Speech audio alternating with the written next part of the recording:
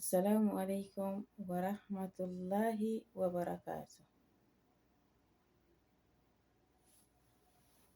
Obboleessa kiyya yookaan obboleettii kiyya. Nama gaarii barbaaduun duratti ati ofii keetii gaarii ta'ii mul'adhu. Nama sodaa Rabbii qabu barbaaduun duratti ati nama sodaa Rabbii qabu ta'ii argami. Maaliif ni beektaa? Yoo ati nama Rabbiin sodaatu taate, Rabbiin immoo waan si miidhu sirraa qaba. Wanni ati beekuu qabdu addunyaa kanarratti guutuun Rabbii malee hin jiru tana beeki. Ilmi namaa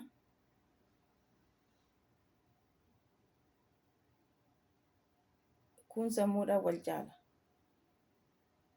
Ilmi namaa kun argaadhaan wal caala. Kun hojjaan wal caala. Kun ilmi namaa akka quba harkaa kana. Waliin qixxaatu. Ilmi namaa guutuun hir'uudha. Hir'ina nama tokkoo irratti agartu. Atillee akka hir'ina tokko qabdu ofirraa beeki. Waan namni sun qabu yookaan ati wanta hin qabnetu jira tana beeki. Maaliif ni beektaa?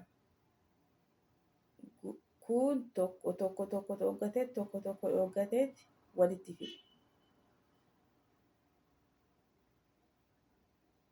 Obboleessa kiyya yookaan obboleettii tiyya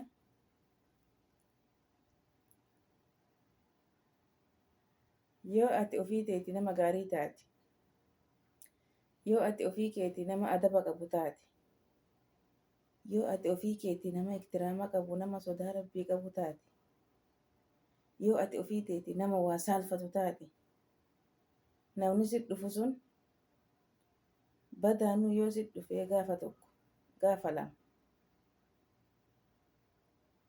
deemee yookaan amala badaa san yoo sirraa dhabe, amala bareedaa keessan sirraa barataa tana beeki. Waa hunda keessatti obsa barbaachisa. Keessaafuu jireenya keessatti.